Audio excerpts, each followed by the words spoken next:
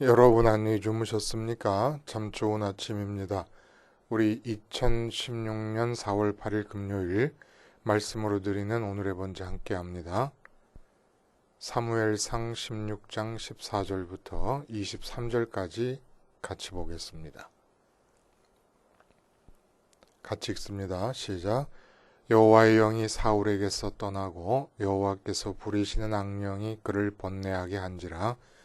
사울의 신하들이 그에게 이르되 보소서, 하나님께서 부리시는 악령이 왕을 번뇌하게 하온즉 원하건대 우리 주께서는 당신 앞에서 모시는 신하들에게 명령하여 수금을 잘 타는 사람을 구하게 하소서. 하나님께서 부리시는 악령이 왕에게 이를 때에 그가 손으로 타면 왕이 나으시리이다 하는지라. 사울이 신하에게 이르되 나를 위하여 잘 타는 사람을 구하여 내게로 데려오라 하니 소년 중 한 사람이 대답하여 이르되 내가 베들레헴 사람 이새의 아들을 본즉 수금을 탈 줄 알고 용기와 무용과 구변이 있는 준수한 자라. 여호와께서 그와 함께 계시더이다 하더라. 사울이 이에 전령들을 이새에게 보내어 이르되 양치는 네 아들 다윗을 내게로 보내라 하매 이새가 떡과 한 가죽 부대의 포도주와 염소 새끼를 나귀에 실리고 그의 아들 다윗을 시켜 사울에게 보내니 다윗이 사울에게 이르러 그 앞에 모셨음에 사울이 그를 크게 사랑하여 자기의 무기를 드는 자로 삼고 또 사울이 이새에게 사람을 보내어 이르되 원하건대 다윗을 내 앞에 모셔서게 하라. 그가 내게 은총을 얻었느니라 하니라. 하나님께서 부리시는 악령이 사울에게 이를 때에 다윗이 수금을 들고 와서 손으로 탄즉 사울이 상쾌하여 낫고 악령이 그에게서 떠나더라. 오늘 우리가 함께 읽은 말씀 중심으로 성령과 악령 역사의 한 끗 차이라는 제목의 하나님 말씀 증거합니다. 성령과 악령 역사의 한 끗 차이. 여러분, 성령의 역사가 무엇이고 악령의 역사가 뭡니까? 어렵지 않아요. 성령의 역사는 은혜와 축복의 역사고 악령의 역사는 저주의 역사입니다. 그러면 이 은혜와 축복의 역사의 완결은 어떻게 이루어집니까? 우리가 천국에 가게 돼서 천국을 가서 하나님 아버지와 주님과 더불어 영원히 사는 거예요. 그러면 저주의 역사는 어떻게 완결됩니까? 영원히 지옥으로 가는 겁니다. 엄청난 차이가 나지요. 근데 이토록 엄청난 차이가 나는 성령과 악령의 역사가 바로 오늘 우리가 일상적으로 살면서 경험할 수 있는 한 끗 차이로부터 시작이 된다는 거예요. 성령의 역사도 악령의 역사도 여기서부터 시작됩니다. 우리의 삶의 현장으로부터. 근데 성령의 역사가 일어날 때와 악령의 역사가 일어날 때는 그 차이가 한 끗 차이라는 거예요. 그리고 그렇게 엄청난 차이로 귀결이 됩니다. 그러면 저주는 무엇이고 축복은 무엇입니까? 사전적인 정의를 말고 우리가 경험적으로 이해를 해보는 게 좋을 것 같아요. 피부에 닿게. 참고로 욥기서 3장 25절의 말씀을 한번 보면 욥이 이제 재산을 다 잃고 그리고 자녀를 다 잃고 건강을 잃고 아내가 도망가고 친구들을 잃고 명예를 잃고 모든 걸 다 잃었을 때 3장 25절에 이렇게 얘기합니다. 내가 두려워하는 그것이 내게 임하고 내가 무서워하는 그것이 내 몸에 미쳤구나. 이게 경험적인 거예요. 경험적으로 이 귀절을 참고해서 우리가 저주와 축복을 그 의미를 한번 살펴본다면 어떤 것이냐. 저주. 내가 상실할까봐 몹시 두려워할 만큼 좋아하고 아끼는 것이 있잖아요. 그토록 좋아하고 아끼는 것을 잃는 것, 이게 바로 저주입니다. 욥의 상태를 염두에 두고 얘기하자면 돈이 너무 좋아요. 잃을까 봐 두려워요. 그리고 지금 현재 돈이 없더라도 돈 없이 지내는 것이 두려워요. 돈이 있으면 잃을까 봐 두렵고 없으면 돈 없이 지내는 상태가 지속되는 게 두렵습니다.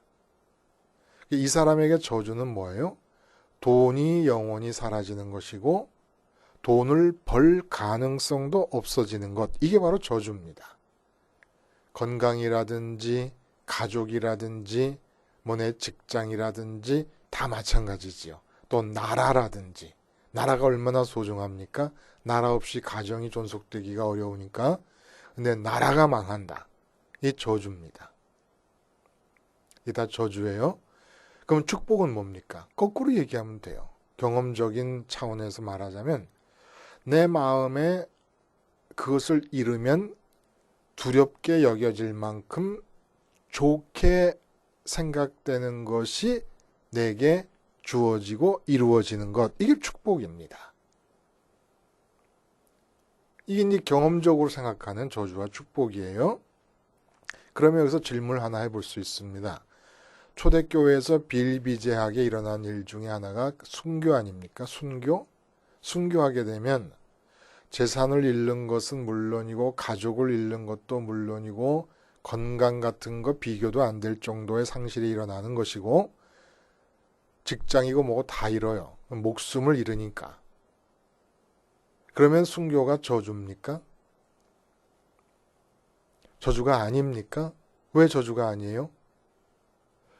잃으면 두려워하게 될 내가 좋아하는 모든 것을 다 잃는데 왜 순교가 저주가 아닙니까?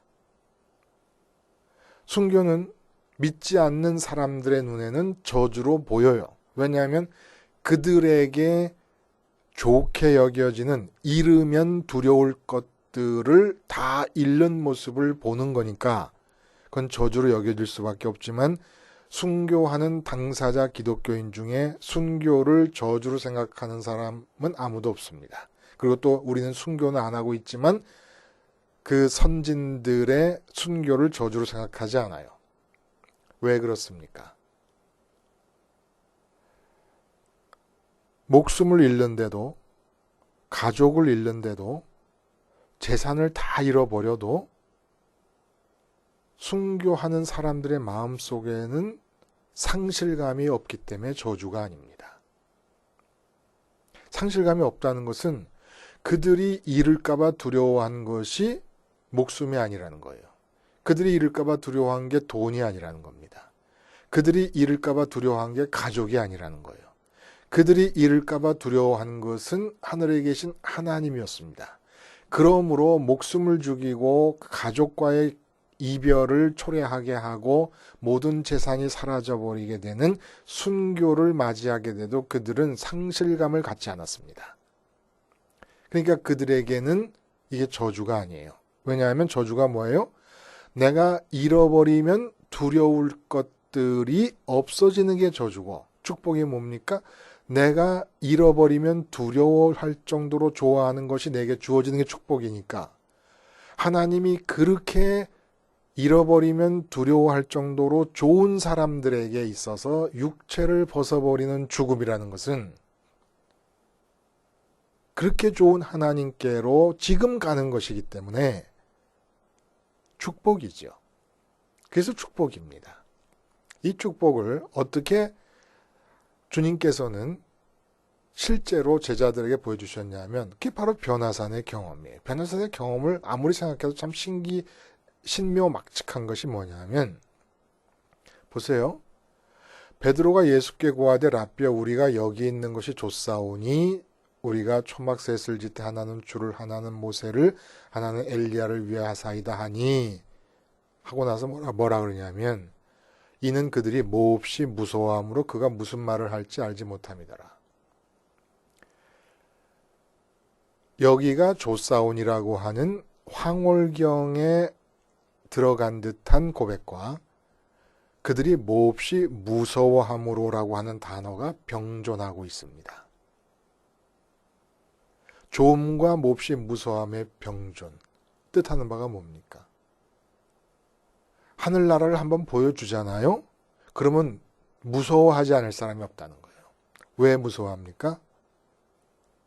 너무 좋아서 한순간이라도 이 하늘나라를 놓치게 되고 잃어버릴까봐 무서워한다는 겁니다. 여기가 좋다고 말하면서 왜 무서워해요? 말이 안 되지 않습니까?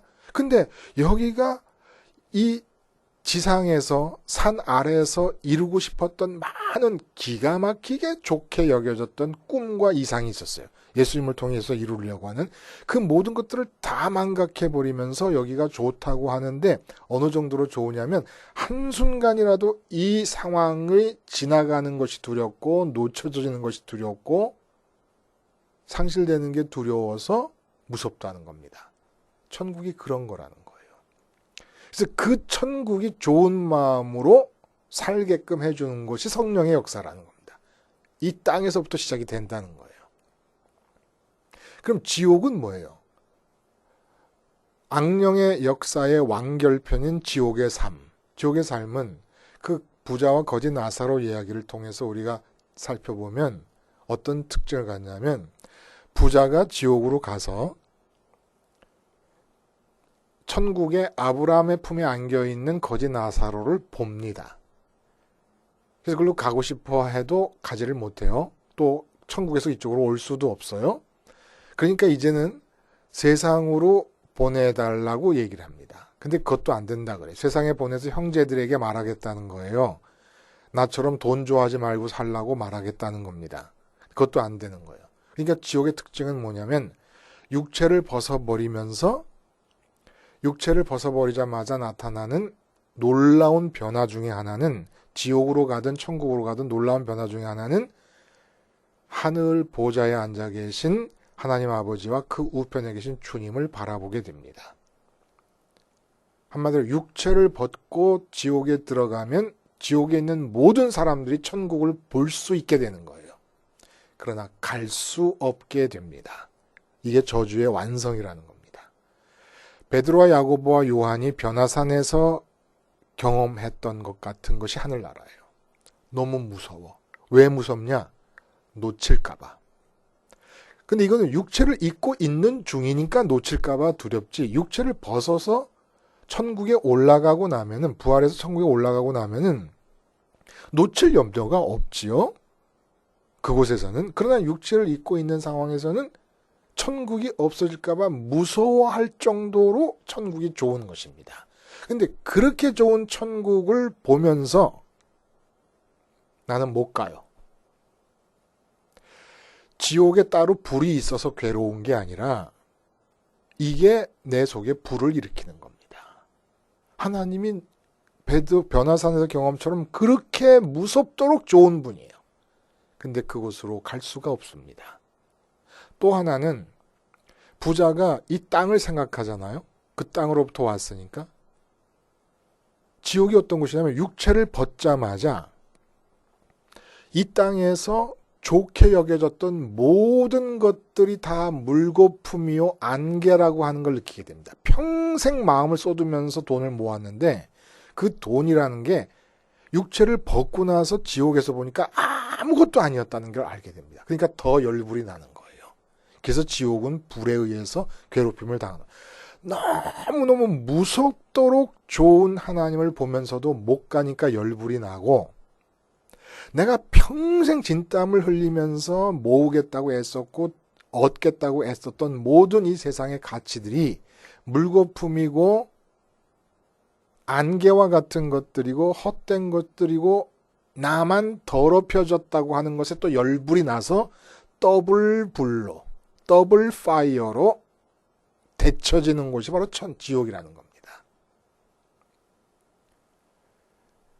여러분, 이런 연관성 하에서 오늘 본문은 뭘 얘기하느냐? 하나님이 부리는 악신이 사울에게 임했다는 거예요. 그리고 여호와의 영이 임한 다윗이 그 사울과 함께 한 공간에 있게 됩니다. 그러면서 악령이 내린 사울과 여호와의 영이 내린 다윗이 우리 눈앞에 나란히 등장하게 됩니다. 이런 것을 통해서 우리에게 알려주시려고 하는 뜻이 뭐겠습니까?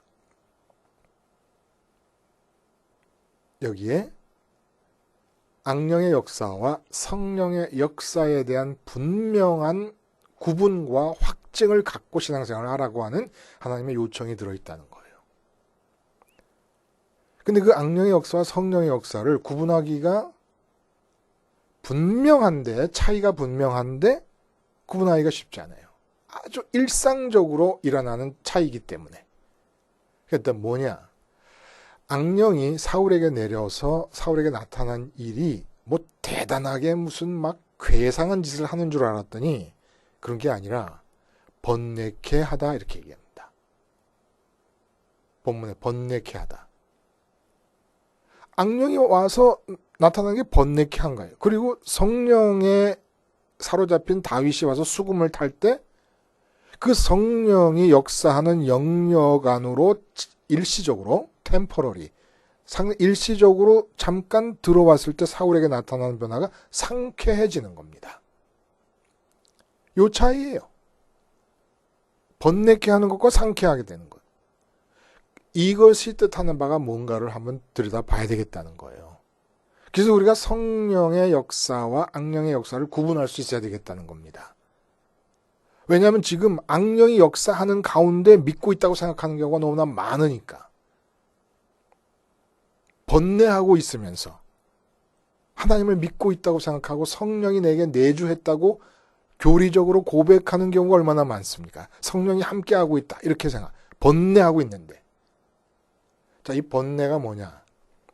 번뇌라고 하는 단어가 히브리어로 바아트라고 하는 단어예요. 바아트. 근데 이 단어는 여러 가지 뜻이 있습니다. 비슷비슷한 여러 가지 뜻이 있는데 놀라게 한다라고 하는 뜻이 있고 두렵게 한다라는 뜻이 있고 압박한다라는 뜻이 있어요. 오늘 제목이 여기서 나온 건데 한 끗 차이라는 얘기가 놀라게 한다, 두렵게 한다, 압박한다는 각각 바하트라고 하는 히브리 단어가 사용될 때에 나타나는 의미지만은 이 놀라게 하다, 두렵게 하다, 압박하다라고 하는 이 세 단어가 바로 악령의 역사와 성령의 역사를 한 끗 차이로 만들어내는 과정이 된다는 거예요.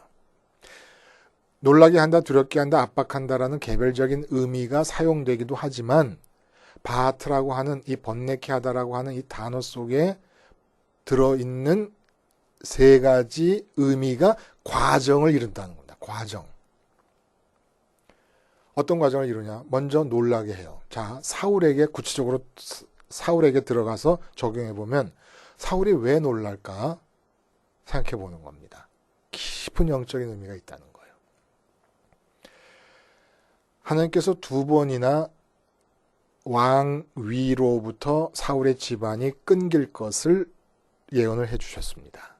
그리고 사무엘이 결별을 요구합니다. 근데 옷이 찢어질 정도로 매달려가지고 백성들과 장로들이 보는 앞에서 억지로 사무엘을 대동해갖고 하나님을 경배함으로써 선민나라의 왕위가 형식적으로 표면상으로는 유지되고 있습니다.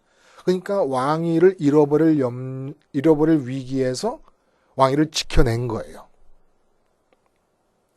근데 놀라고 있습니다. 사울이. 왜 놀라느냐? 좋아하는 게 뭐예요? 좋아한다라고 우리가 하는 단어는 지금 사울이 왕위를 좋아하는 거 아닙니까? 좋아한다는 말의 의미가 뭐냐 하면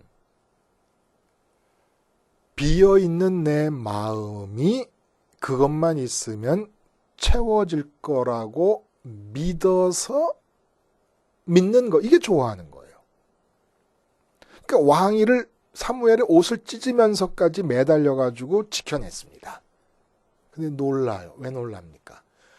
왕이라고 하는 것을 지키기만 하면 내 마음이 채워질 거라고 믿었습니다. 근데 놀라는 게 뭐죠? 예상과 기대 밖의 일이 나타나는 거예요. 그래서 무서워지는 것이고 당황하는 겁니다. 당황하고 무서워집니다. 왜 그랬습니까? 마음이 하나도 안 채워지는 거예요.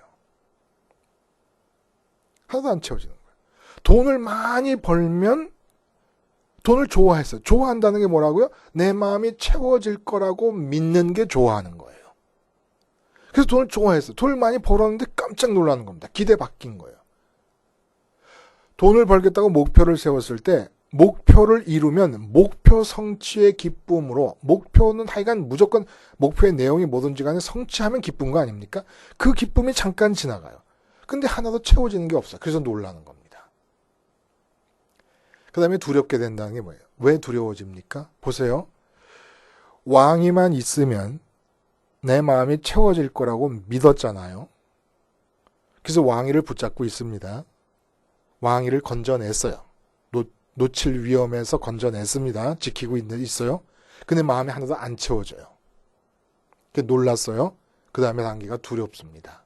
자, 아무리 눈 씻고 돌아봐도 지금 현재 내 마음에는 왕위보다 더 좋게 여겨지는 건 없어요. 가장 좋게 여겨지는 왕위를 붙잡아서 이루어냈는데도 내 마음이 채워지지 않으니까 이제부터 두려운 겁니다. 두려움이 뭐예요? 잃어버릴까봐 두려운 건데 왜 잃어버릴까봐 두려워? 마음이 비어질까봐 두려운 겁니다. 두려움의 근원인 뿌리가 어딨냐? 마음이 비워지는 게 사람은 다 두려운 거예요. 고독이 두려운 것도 그 이유고, 무엇인가 소중한 걸 잃어버릴까봐 두려워하는 것도 내 마음이 비워질까봐 두려워하는 겁니다.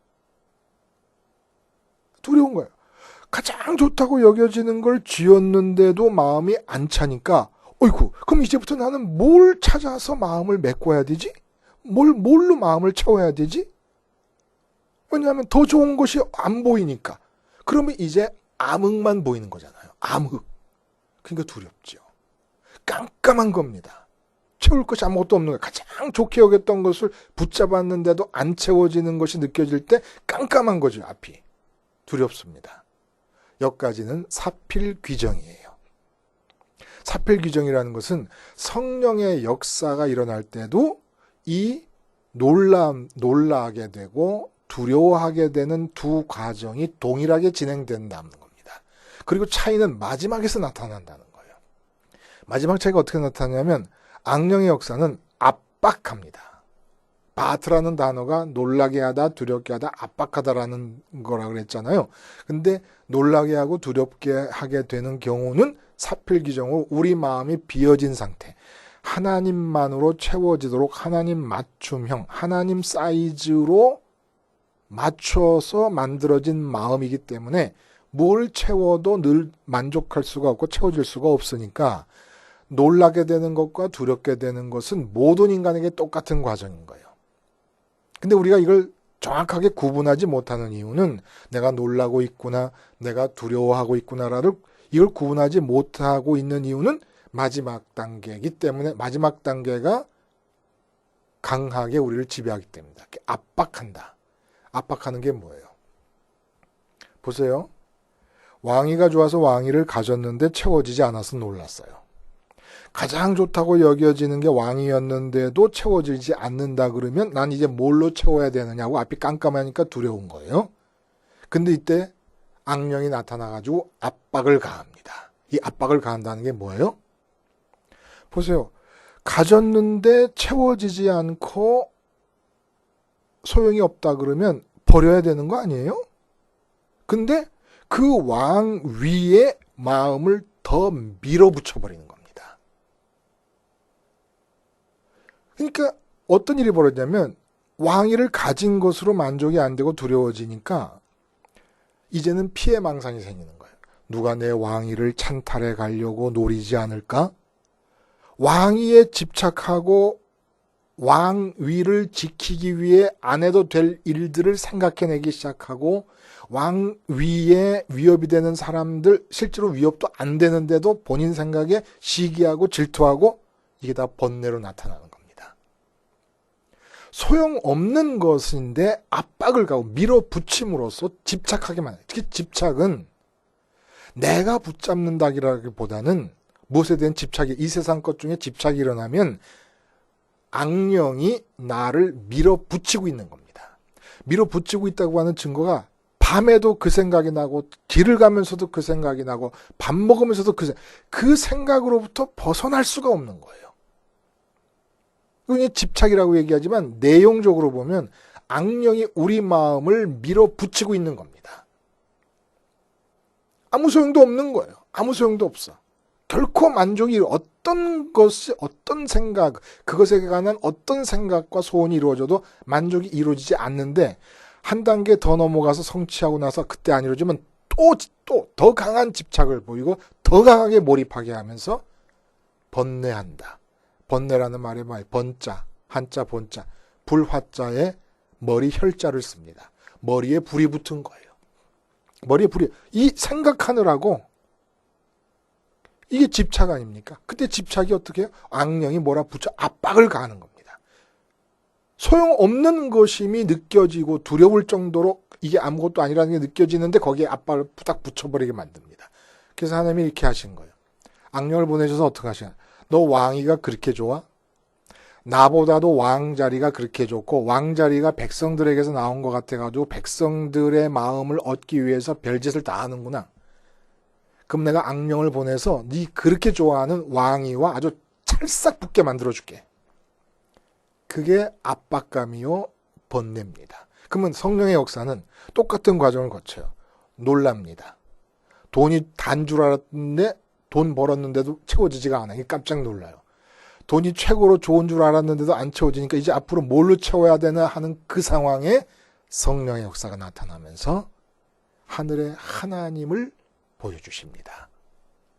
그리고 압박 대신에 그렇게 최고로 좋다고 느꼈던 이 세상 것들에 대해 죽게 해주십니다. 그리고 하나님을 갖게 해줘요. 그것에 대해 죽어야 하나님으로 방향이 돌아서 설 수가 있는 거잖아요. 그렇죠? 성령의 역사가 이 차이라는 거예요. 이 세상 것에 대해서 내가 집착이라고 생각할 정도로 그것을 생각하고 있습니까? 악령이 압박하고 있는 거예요. 내가 집착하는 게 아니라. 근데 십자가를 생각하면서 그렇게 좋게 느껴지는 세상 것들에 대해서 죽어야 된다는 생각이 자꾸 나고 있는 거예요. 성령이 역사하시는 겁니다. 그래서 이 세상에 대해 완전히 죽고 하늘에 계신 하나님을 붙잡을 때 어떤 일이 일어나요? 상쾌하게 되는 일이 일어나는 겁니다. 그래서 사도행전에 베드로가 뭐라 그래요? 회개하라. 유쾌하게 되는 날이 너에게 임할 것이다. 유쾌하게 되는 날. 유쾌해지는 겁니다. 세상에 대해 죽고 하나님을 가질 때 성령의 역사가 악령의 역사와 이렇게 차이가 요거 하나 차이가 나는 거예요. 결국 뭡니까? 성령의 역사. 십자가를 생활화하는 것이 성령의 역사의 가장 일상적이고 가장 보편적이고 가장 두드러진 특징이라는 겁니다. 십자가 생활화. 이건 누구의 개인의 말이 아니에요. 십자가 생활화는. 기독교가 표방하고 있는 진리의 총체입니다. 십자가를 생활화하라. 교리 몰라도 좋아요. 직분 없어도 좋아요. 예배당 크지 않아도 상관없어요. 십자가를 생활화하는 그곳에 기독교가 약속한 모든 복이 주어지게 되어 있습니다. 기도하시겠습니다. 하나님 아버지, 악령과 성령 역사의 한 끗 차이를 명확히 구분하게 하시며 그러므로 십자가 생활화라는 성령의 역사가 나의 모든 하루하루를 지배하는 축복을 허락해 주시옵소서. 예수님의 이름으로 기도하옵나이다. 아멘.